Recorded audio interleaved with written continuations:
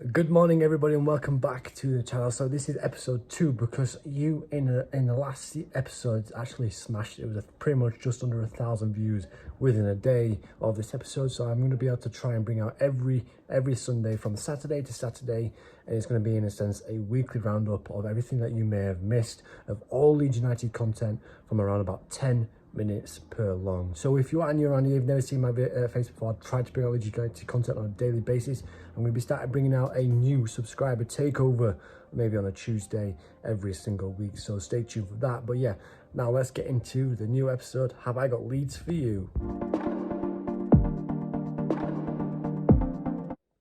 So starting off to today's video, the biggest news of all has actually come with the takeover of Leeds United. Parag Maraf has actually eventually now been accepted as a Leeds United takeover. The San Francisco 49ers have finally been taken over as taken over Leeds United, and I'm very excited for this type of business. I'm very excited for the championship season to be able to go ahead and obviously use that aggressive budget, as he would like to say. Daniel Farke's system, what an appointment I do believe that is going to be, as well. Is going to be backed by the 49ers, and hopefully Leeds United can continue their ways to progress back into the Premier League and back into European football. And don't forget, once we do get back into the Premier League, we'll be the 6th richest club in that division and the 20th richest club in the world. So if that doesn't excite you, I do not know what does. But the Leeds United now have finally officially come out and said that Leeds United are now officially taken over by the San Francisco 49ers, and I'm so excited for this one. There's been all sorts of rumours about Willian Hunter, hasn't there? I mean, it just, I don't know, this rumour just won't just go away. I mean, there was links that he was going to Everton for 15 million, and that was rejected. Then it was 18 million, and that was rejected. Then it was 20 million, that was rejected. So I don't understand what's going on. But apparently, according to reports, that the 49ers are trying their best to try and keep Willian Hunter at the club, and he's not forcing his way out of the club either. So that's really good news. But Everton are keeping that persistent talk with Willian Hunter and his agent. So whether Leeds United are going to be able to keep hold of him, we're not sure, but we're going to have to watch this space. But fingers crossed that we can keep Willian Hunter for the championship season.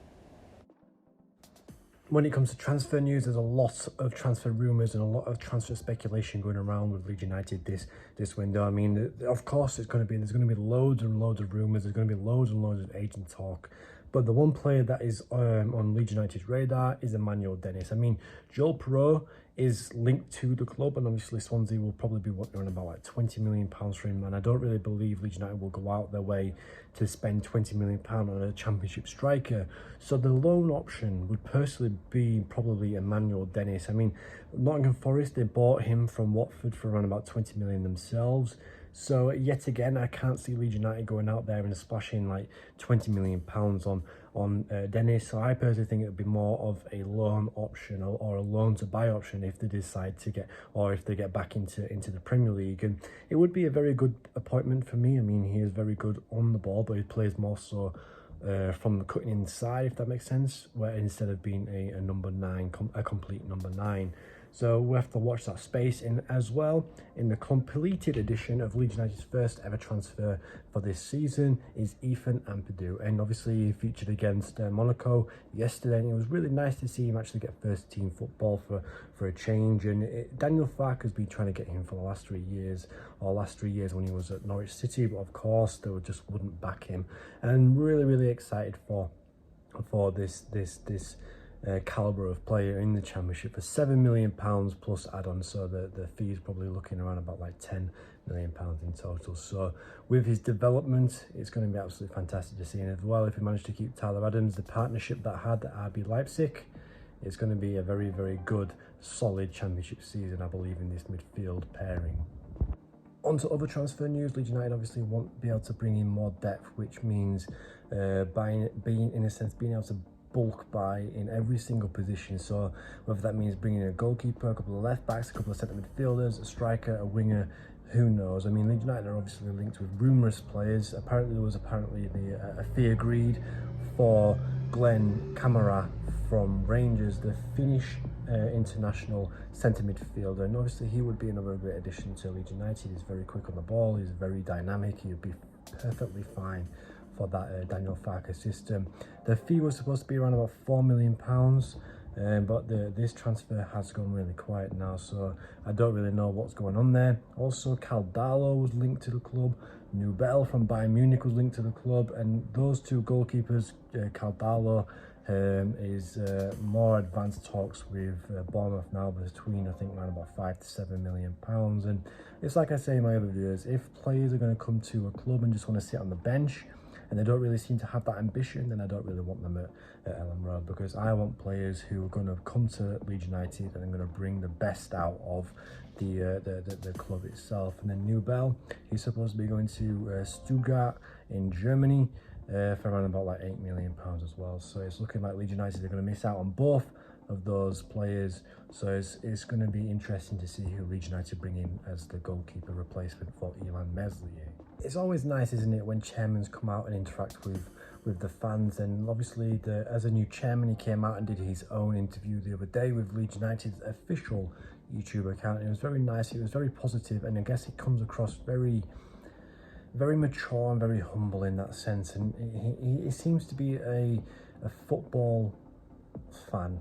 Like, he's played football in college, he played a lot of sports obviously when he was growing up, but just being able to see him succeed or thrive when it comes to challenges and thrive through succession, there's only one way up for Leeds United. And I think that, of course, there's going to be mistakes, there's going to be players who are going to come in, there's going to be players that we're not going to like, but I think in the long term, with how he's going to run the club and being able to like structure the contracts and build Ellen Road into a fortress again, and as well that he was going on about more so the stadium expansion, and that's going to be fantastic as well, because all these Leeds United fans, including myself, who want to be able to buy season tickets, are going to be able to go now, get the season ticket approved, and be able to go to Ellen Road without any issues there. So it's very, like I say, it's very positive that he came out and pretty much said that there's so much more in behind the scenes than we know it. So yeah, I'm very excited to see what it all comes, and I don't want to get my hopes up